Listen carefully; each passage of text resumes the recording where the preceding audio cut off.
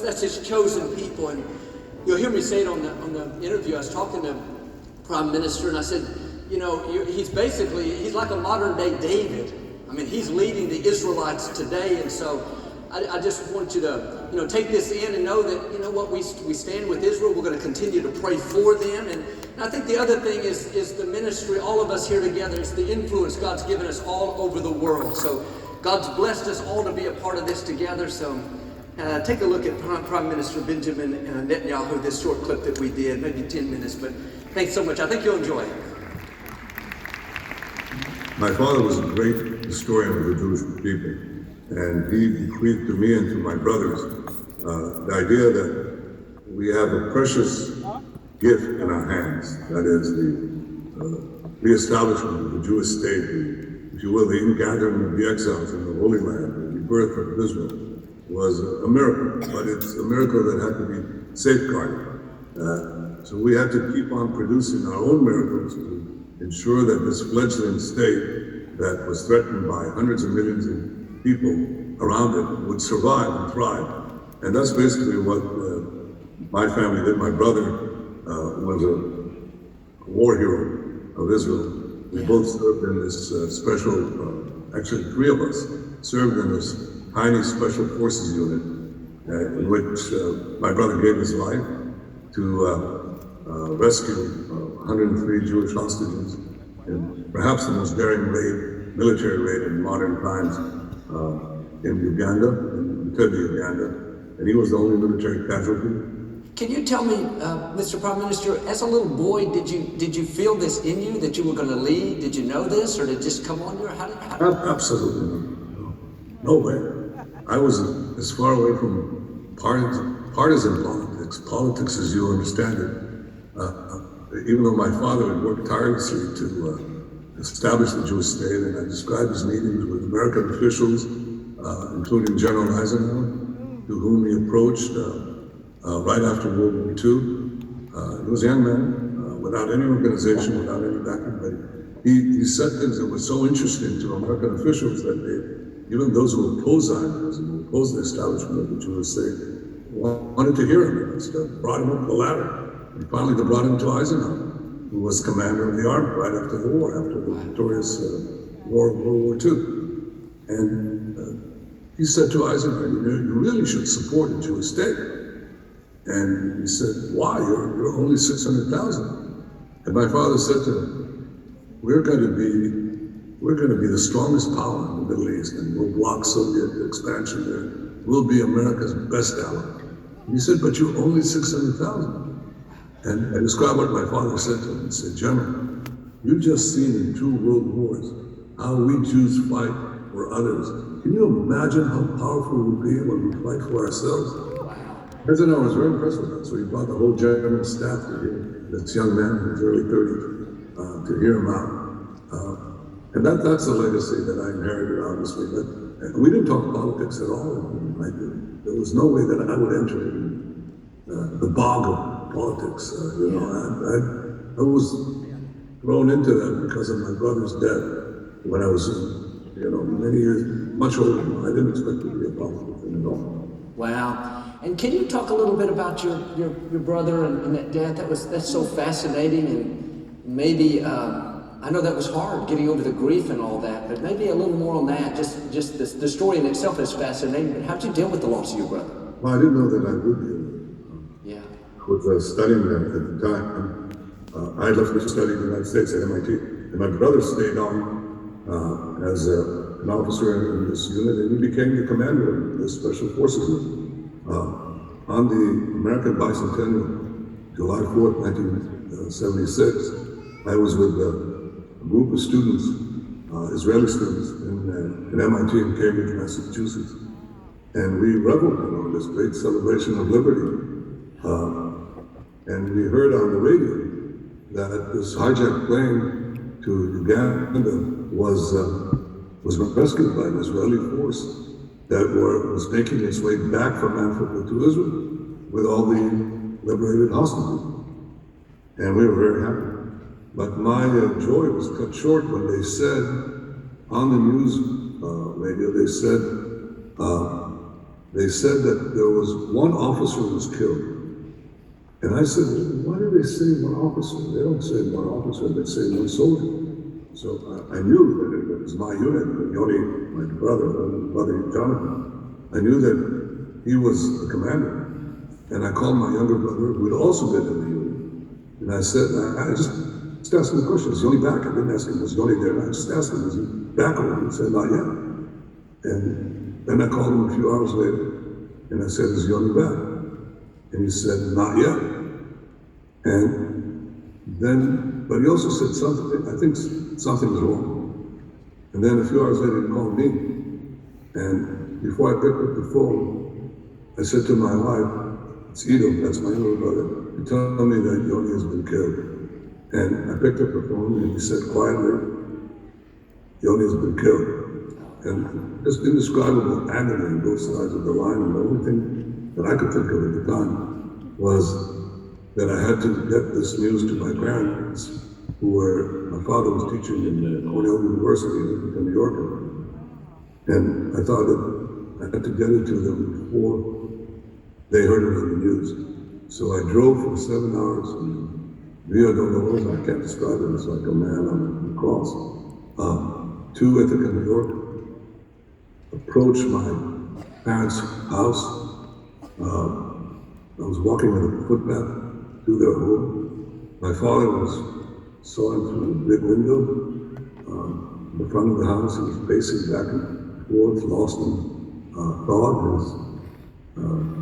His hands were clasped behind his back as he ruminates.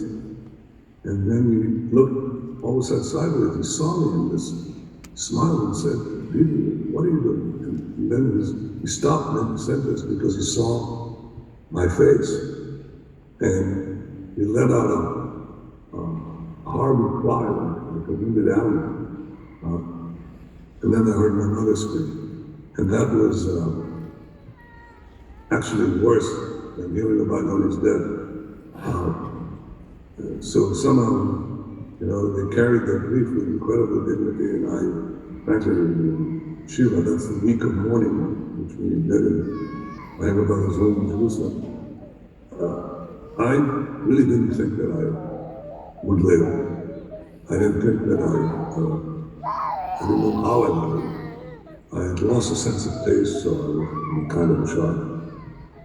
But somehow, through this inconsolable grief, Yoni's sacrifice and his example propelled me forward to complete the mission that he began, which is to fight terrorism on the broader global scale. And that's what, as I said, propelled me to public life and ultimately. God can turn something that, it's terrible, it's a loss, but it pushed you into your destiny on a much smaller scale. When my dad passed, it pushed me. I didn't think I'd ever be a minister, but it kind of pushed me into what I'm doing now. But what do you tell somebody? I know this is not your business, maybe it's more of a pastor, but what do you tell somebody that's gone through loss like you've gone through? How did you get past that? Just take it a day at a time? Any tips there? I think it's a question of finding the purpose for your life. Yeah. I think that's the most important thing. If this book describes anything, it describes a life of purpose. It's not my personal purpose. Find a purpose outside yourself and follow that purpose. Seek to accomplish as much of it as you can. Yeah. Because life is temporary. We're here on this earth for a limited period of time. And what you do with it, you should enjoy it as best as you can. But if you can devote your life to a broader purpose, a larger purpose, it will give you a lot of joy and a lot of satisfaction. I look back at reading the Old Testament, the kings in the Bible, David and so many others, God's chosen nation. Do you think much about that? Because now you're a modern day David. Now you're doing what he did. And so I wonder, does that gravity ever hit you? Or I know God's given you the grace to handle it, but... Well, very kind of you, but I think of it as like somewhat different. I think of the span of Jewish history and the odyssey that we went through, the great journey of living on our land for close to 2,000 years and losing it and clawing our way back and reestablishing the people of Israel, the nation of Israel in our ancestral homeland.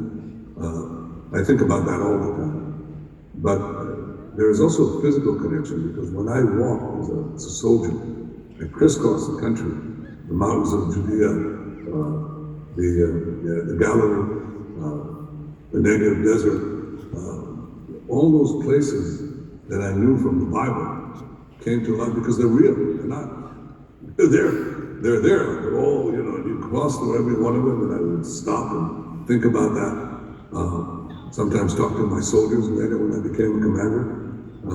This is not just an exercise. We're following the footsteps of our ancestors, the kings and prophets who were there. And in fact, when I meet my Christian evangelical friends, I tell them, you're following the footsteps of Jesus. And I know Christian history intimately. So they're often surprised how familiar I am with the whole story. And it is an amazing story when you also learn about the common origins, the origins of Judeo-Christian civilization. It all happened here. It's here, right outside my windows. I think if you look at the span of Jewish history and what has been accomplished, it's very clear that our conception of our relationship to God, monotheistic God, number one, the relationship between man and God and man, and men and his fellow man, men and fellow man. The idea of morality came from Jerusalem, that's clear. Came from the Jewish prophets and continued on with Christianity. It's the great moral teachings that emanated there. And I would say morality emanated from Jerusalem, science emanated from Athens, and the fusion of that created Western civilization. But I think today, and that was the Jewish people being a light unto the nations, as the prophets often said. And today Israel is in many ways a light unto the nations in a different but continuous fashion, because we are the fountain of innovation, fountain of progress. If you wed innovation to freedom, you get this fantastic fluorescence of technology, medicine, water, energy, environment, all the things that make life better for people. And a lot of it is coming from Zion. You're changing the lives. Hundreds of millions of people can drink water because of Israeli desalinization. Hundreds of people, millions of people, no, billions of people can talk to each other because of the cell phone that you're using. Half of it is Israel. It was developed in Israel. You're changing people's lives for the better through this human spirit that is unquenchable. You seem joyful, you seem peaceful, and yet, I know you've been through difficulties, and we talked about your brother, and I know politics, not like you, but how do you handle the pressures? Because there's always somebody against you, there's always somebody, there's always stuff happening in life. How do you maintain that joyful spirit and handle all the pressure? Well, first of all, you have to have a supportive family, and I'm very fortunate to have a loving wife and two wonderful boys.